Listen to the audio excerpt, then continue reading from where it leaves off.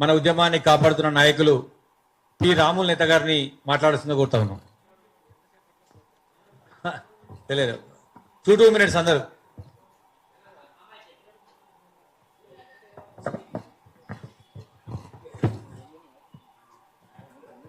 నేటి సమావేశానికి సభాధ్యక్షత వహిస్తున్న గౌరవనీయులు తెలంగాణ బచావో మూమెంట్ గౌరవ అధ్యక్షులు డాక్టర్ పిడమర్తి రవణ గారికి, అదేవిధంగా తెలంగాణ రాష్ట్ర నలుమూలల నుండి అనేక రకాల సమస్యలపైన సతమతం అవుతున్న జనాల పక్షాన నిలబడి పోరాటం చేస్తున్న నా పోరాట యోధులందరికీ కూడా పేరు పేరున నా హృదయపూర్వక నమస్కారాలు. సోదరులారా, మరి ఈరోజు మరి ఏదైతే అన్నగారు మాట్లాడినరు వర్తకుల గురించి, సరే వర్తకుల గురించి మాట్లాడిండ్రు, నేను దాంట్లోకి వెళ్తలేను. ప్రధానంగా మనం ఒక విషయం ఆలోచించాలి. ప్రస్తుతము అన్న మాట్లాడితే గాని, తమ్ముడు శ్యామ్ మాట్లాడితే గాని, ఇంకా కొంతమంది నాయకులు మాట్లాడితే కొన్ని కామెంట్లు పెడతా ఉన్నారు మనోళ్ళే. అది చాలా బాధాకరం. అయితే వాళ్ళు ఎందుకు పెడతా ఉన్నారు అంటే, ఈ ఉత్తర భారతదేశానికి సంబంధించిన వర్తకులు గాని కార్మికులు గాని వారి యొక్క ప్రభావము వాళ్ళపైన పడట్లేదు. దయచేసి మన్నించాలి. కొంతమంది గౌడ సోదరులు పెడుతుర్రు, కొంతమంది ఇంకా కొన్ని రకాల కులాల వారిగా మాట్లాడుతున్నారు కాదు.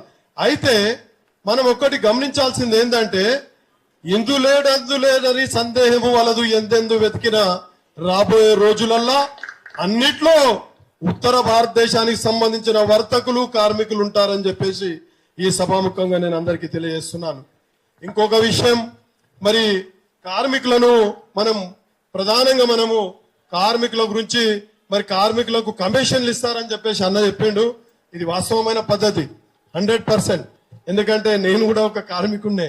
నేను కార్పెంటర్ని వృత్తిరీత్యా. ప్రస్తుతం జైరాబాద్ పురపాలక సంఘం మాజీ మున్సిపల్ కౌన్సిలర్. నా తర్వాత ఎన్నికలు కాలే, మా దగ్గర కొద్దిగా కొన్ని విలేజ్లు మర్జ్ చేయడంతో కేసులు వేసిర్రు.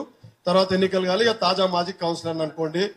అయితే ఈ కమిషన్ల విషయానికి వచ్చేస్తే, మనం కార్మికులకు ప్రధానంగా ఒక ఫర్నిచర్ చేయించుకునే ఉన్నది. అప్పుడు మనం ఏం అడుగుతాము, అయ్యా కార్పెంటర్ వడ్రాంగి, నువ్వు ఎక్కడ మెటీరియల్ తీసుకుందాం, మంచి నాణ్యమైన మెటీరియల్ ఎక్కడ దొరుకుతుందో మాకు ఇప్పించు అని అంటాం. దానికి ఈ కార్పెంటర్ ఏం చేస్తాడు, కార్పెంటర్ గాని ప్లంబర్ గాని ఎలక్ట్రీషియన్ గాని కమిషన్ ఇస్తాడు కాబట్టి మాడవాడి షేటును ఆశ్రయిస్తాడు. కానీ అక్కడే మోసం. మాడవాడి షేట్ గాని, ఉత్తర భారతదేశం నుంచి వచ్చిన ప్రతి వర్తకుడు గాని, అక్కడి నుండి వచ్చిన కార్మికులు గాని మన ఏలుతోనే మన కన్ను పొడిపిస్తారు ఈ కమిషన్ అనే విషయంతో. దయచేసి ఇది మీరు బాగా గమనించాలి. మన ఏలుతోనే మన కన్ను పొడిపిస్తారు. ఎట్లాగో వాళ్ళు ఇచ్చే నాసిరకం వస్తువులు మనతోనే, మన యొక్క స్థానిక పని చేయించుకునే యాజమాన్యాలకు ఇప్పించి ఆ నాసిరకం వస్తువులతోని మనం పని చేసిన తర్వాత అది 6 నెలలకు 5 నెలలకు సంవత్సరానికో 6 సంవత్సరాలకు పాడైపోయిన తర్వాత మనం ఎవరికంటాం, రాములు నేత కార్పెంటర్ కు మేము పని ఇచ్చినాం, రాములు నేత కార్పెంటర్ ప్లౌడ్ ఇప్పించిండు, అది పౌడర్ రాలుతుంది, అది వాటర్ ప్రూఫ్ కాదు పౌడర్ ప్రూఫ్ కాదు అని చెప్పి యజమాని చెప్పిండు. అయినప్పటికీ ఎవరు బదలామైంది ఇక్కడ? నేను బదలామైనా. కాలక్రమేణా నేను ఎక్కడికి పోయినా మామూలు రూపాయి కమిషన్ కాడికి ఆ మాడవాడి షేడ్ తాకో ఇంకా వాళ్ళ తాకో అలవాటు పడిపోయినందుకు నా బొంద నేనే దోకొని సమాప్తం. ఇంకా పోతే తమ్ముడు శ్యామ్ మాట్లాడుతుంటే వాడేవాడు తెలంగాణ కార్మికులు తాగుబోతులు, వాస్తవంగానే కానీ వాళ్ళని తాగుబోతు చేయించిన లుచ్చనా కొడుకులు మీ ఉత్తర భారతీయులే అని చెప్పేసి నేను తెలియజేస్తున్నా. ఎందుకంటే పని చేసినందుకు కూలి వస్తుంది, ఆ కూలితోని భార్య పిల్లలను తను పోషించుకుంటాడు. కానీ ఈ కమిషన్ల ఎర చూపించి అదనపు డబ్బులతోని వాళ్ళని తాగుబోతులను చేసి అట్లా కూడా వాళ్ళను ఇక్కడి స్థానిక కార్మికులను అందరినీ కూడా పెద్ద ఎత్తున బదనాం చేసి వీళ్ళు తాగుబోతులు, పనికి రాని వాళ్ళు, నైపుణ్యం లేని వాళ్ళు అని చెప్పేసి వాళ్ళను పూర్తిగా కృంగదీసి తర్వాత క్రమంలో మన వాళ్లే, మన స్థానికులే మరి మంచి పన్నెడు ఎవరన్నా దొరుకుతారా అంటే బిల్కుల్ రాజా మీరు దయచేసి మీరు రాజా అంటే వాళ్ళు మనల్ని గాడిది అన్నట్టు మీకు తెలుసలేదు. ఎవడన్నా రాజా అంటే టీకాయ రాజా అనాలి వానికి. ఈ మాడవాడీలు ఎవరికైనా రాజా అని పిలిచారనుకో ఏమ్రా గాడిది అన్నట్టు. టీకాయ రాజా నమస్తే రాజా అనాలి. వాడు మనకు నమస్తే రాజా అంటే నమస్తే రాజా అనాలి. మనం మూతి కిందికి వేసుకుంటాడు. అయితే వాళ్ళు ఏం చేస్తారు, ఈ రకంగా మనల్ని తాగుబోతులుగా ముద్రపడేపించడానికి కూడా పూర్తి కారకులు. ఇంకా ఎక్కువ మాట్లాడితే పెయింట్ స్వీటు షాపులతోని పెయింట్ షాపులు నెలకొల్పి కూడా అనేక రకాలుగా మత్తు మందులు అమ్మి కూడా ఎంతో మందికి మత్తు పానిసలు చేసిన బద్మాషిగాళ్ళు కూడా వాళ్లే. ఎందుకంటే మనకు హైదరాబాద్ నగరం లోపలనే ఎంతో మంది సంపన్నుల పిల్లలను తీసుకుపోయి మత్తు మందులకు అలవాటు చేస్తుంటే వాళ్ళు అలవాటు చేసుకునేందుకు పూర్తిగా వాళ్ళ దగ్గర అడ్మిషన్ అయిపోయినందుకు అరే ఎక్కడ మా వ్యాపార గుట్టు బయటపడుతుంది అని చెప్పేసి చంపేసినటువంటి పరిస్థితులు కూడా మనకు రికార్డులలో ఉన్నాయి. హైదరాబాద్ లో మనం సికింద్రాబాద్ పోలీస్ స్టేషన్లలో అక్కడ తీసుకున్నట్లయితే రికార్డులు ఉన్నాయి. ముషీరాబాద్ లో ఒక రెడ్డిల ఫ్యామిలీ నలుగురు అన్నదమ్ములకు ఒకే ఏకైక కొడుకు పుడితే ఆ ఏకైక కొడుకును కూడా చంపేసిన పాపన ఆ పాపం ఒడిగట్టినటువంటి పరిస్థితులు. కాబట్టి మరి మనము మన ప్రాంతీయంగా ఉన్న పెయింటర్లను కానివ్వండి, కార్పెంటర్లను కానివ్వండి, ప్లంబర్లను కానివ్వండి, అదేవిధంగా ఎలక్ట్రీషియన్లను కానివ్వండి, అనేక రకాల కార్మికులను కూడా ఈ రోజు మనం వాళ్ళని ఎప్పటికప్పుడు చైతన్యం చేయాలి. వాళ్ళు మొద్దు నిద్రలో ఉన్నారని చెప్పేసి జాగో తెలంగాణ అని చెప్పేసి ఒక మాకు మేము మరి అన్ననే మాకు స్ఫూర్తి.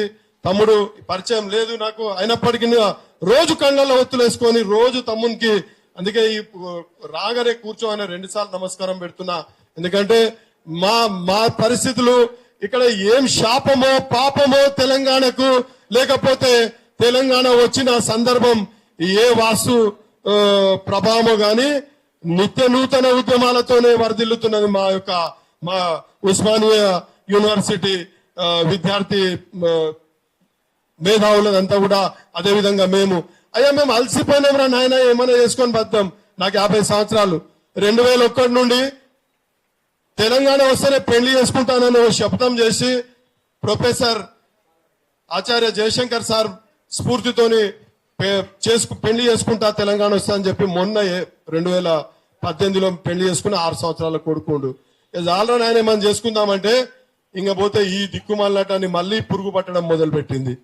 ఇంకా తప్పట్లేదు ఇక మా బాధ్యతగా తయారైపోయింది. సచ్చే వరకు కూడా సచ్చి మేము డిక్లేర్ అయిపోయి మా శవం పైన ఒక రాయి పెడతారు చూడు, అప్పటిదాకా కూడా మేము పోరాటం చేయాల్సిన పరిస్థితి. కర్మగాలి దాని మీద కూడా రాములు నేత పోరాట యోధుడు అని రాస్తే నా భవిష్యత్ తరం కూడా పోరాటం చేయాల్సినటువంటి పరిస్థితి ఏర్పడింది. కాబట్టి సోదరులారా, ఈ తెలంగాణ రాష్ట్రంలో ఉన్న యావత్తు కార్మికులకు, వారు పరిశ్రమల కార్మికులు కానివ్వండి, స్థానిక వనరుల మీద ఆధారపడ్డ కార్మికులు ఎవరైతే మనము చూస్తా ఉంటాం. ఇటు తాండూరు పోయినట్టయితే గని కార్మికులు ఉంటారు, నాపరాళ్లు తొలగిస్తుంటారు. మా దగ్గర పోతే ఎర్రరాయి ఉంటది, ఎర్రరాయి కార్మికులు వడ్డేరలు ఉంటారు. రకరకాల కార్మికులను అందరినీ కూడా చైతన్యం చేయాలి. వారికి మెల్లగా వాళ్ళు ఏ రకంగా అయితే ఆ పనిలో నుండి వాళ్ళను పక్కకు తొలగిస్తున్నటువంటి వైనం కూడా మనం వాళ్ళకు కళ్ళకు ఇట్లా పూర్తిగా వాళ్ళు ఇదేటట్టుగా మనం కూడా తెలియాల్సిన బాధ్యత మన మీద ఉంది. మరి అదే రకంగా మరి ఈ రోజు మరి ఈ యొక్క పోరాటం ఇంతటితోనే ఆపకూడదు. మరి రమణ తన యొక్క ఆలోచన విధానం ఒక మాట చెప్పిండు, ఎవరు ఏ బోర్డు వేసుకొని పోయినా కూడా ఏ రకమైన, నేను జాగో తెలంగాణ కావచ్చు, తమ్ముడు శ్యామ్ ఇంకోటి కావచ్చు, మా అన్న ఇంకోటి కావచ్చు, కాకపోతే చిట్ట చివరగా మనం తెలంగాణ ప్రజలకు, తెలంగాణ ప్రజల పక్షాన దయచేసి ఇంకో విషయం ఆలోచించాలి. ఇక్కడ ఉన్న రాజకీయ నాయకులు కాలు మీద కాలేసుకొని మంచిగా మస్సులో అనుకున్నారు. ఏ పార్టీడైనా కూడా, వాడు ఏ పార్టీడైనా కానీ కానివ్వండి. కాకపోతే వాళ్ళకు కూడా చెప్తున్నా, తస్మాత్ జాగ్రత్త. మొన్న పోయినట్లాంటి వినాయక చవితి ఉత్సవాలలో మన దగ్గర ఏం లేవు, డబ్బులు లేవు, ఏం లేవు. ఏదో ఉడతా భక్తి ఎట్లనో ఉడుతొస్తున్నాం, ఏ రకంగానో వస్తున్నాం. సమావేశాలు ఏర్పాటు, వాడు అడ్డమైన దందాలు, కల్తీ దందాలు, డూప్లికేట్ దందాలు చేసి లడ్లు కొంటా ఉన్నారు. 20 లక్షలకు లడ్లు కొనగానే ఆడేమైపోతుండు, ఆటోమేటిక్ గా తెర మీదికి నాయకునిగా వచ్చేస్తుంది. తెర మీదికి నాయకుడిగా వచ్చిన తర్వాత రాబోయే రోజులల్లా అక్కడ మున్సిపల్ ఎన్నికలు కానివ్వండి, లేకపోతే గ్రామ పంచాయతీ ఎన్నికలు కానివ్వండి, శాసనసభ్యుడు కానీ ఇంకోటి కానీ మెల్లగా రాజకీయం వైపు గిట పైన మొదలు పెడితే మరి వీళ్ళకు షెర్వాణి ఉండదు, పైజామా ఉండదు, ఏది కూడా ఉండదు. తెల్ల బట్టలు కూడా మీద చినిగిపోతారు, చివరికి వాళ్ళు కూడా రాజకీయంగా ఖతమైపోతారు. మనం చూస్తూనే ఉన్నాం ఎక్కడి నుండి వచ్చిండో ఏమైపోయిందో.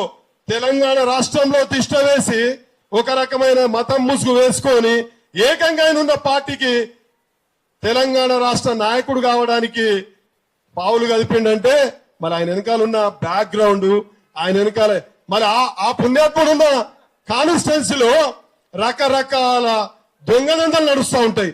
రకరకాల ఎంత ఎంత ఘోరము. మా చెల్లెమ్మ వాళ్ళు ఇక్కడ దాదాపు 50-60 మంది వచ్చిర్రు. మరి వాళ్ళ మీద ఏ నేపథ్యం లేదు. ఎప్పటికి కూడా పోరాటాల కేసులు ఏమన్నా అయితే అయి ఉండవచ్చు. కానీ 100కు పైగా మత్తు మందులు అమ్మితే పీడీ యాక్ట్ పెట్టిర్రు ఆ పుణ్యాత్మ నియోజకవర్గంలోనే. ఇది పెద్ద మనం శోచనీయాంశం, బాధాకరం, ఆలోచించే విషయం. అనేక రకాల దొంగదందాలు ఈ యొక్క ఉత్తర భారతదేశానికి సంబంధించిన ఏ వర్తకుడు వచ్చినా ఆయన హక్కున చేర్చుకుంటాడు. మరి వాళ్ళు చేసే వ్యాపారాలకు ఈయన కాపుగా ఉంటాడు. మరి అన్ని రకాల ప్రోత్సాహాన్ని అందిస్తుంటాడు. మరి ఆ రకంగా ఉంటూ ఈ రోజు పెద్ద రాజకీయ నాయకునిగా ఎదగడమే కాకుండా మరి ఏకంగా తెలంగాణ రాష్ట్రానికి ఇంకో ఏమో అయిపోయింది కాబట్టి కావాలని చూసిండు, భంగపడ్డాడు. మరి దయచేసి జాగ్రత్త. మరి ఇక్కడ ఉన్నటువంటి ప్రస్తుతం మరి వరదిల్లుతున్నటువంటి నాయకులు ఎవరైనా ఉండని, ఏ పార్టీ వాళ్ళని ఉండని, దయచేసి మీ భవిష్యత్తు కూడా ఆగమ్య గోచరంగా ఉంది కాబట్టి మా తమ్ముళ్ళు, మా శ్యామన్న గాని, మా పిడమర్తి రవణ గాని, మరి మేమందరం ఎవరైనా చేస్తున్న ఈ పోరాటానికి మాకంటే ముందు వరుసలో మీరు నిలబడి తెలంగాణ ప్రజల పక్షాన నిలబడి ఈ యొక్క ఉత్తర భారతీయుల కలమశాన్ని మొత్తం పూర్తిగా జాడు కొట్టబెట్టి ఊడ్చేసేటట్లుగా మరి మీరే చీపురు ముందు అందుకోవాలని చెప్పి తెలియజేసుకుంటూ మరి ఈ అవకాశం ఇచ్చినందుకు పెద్దలు గౌరవనీయులు మరి తెలంగాణ బచావో మూవ్మెంట్ రాష్ట్ర గౌరవ అధ్యక్షులు డాక్టర్ పిడమర్తి రవణ గారికి కృతజ్ఞతలు తెలియజేసుకుంటూ అందరికీ మరోమారు ధన్యవాదాలు.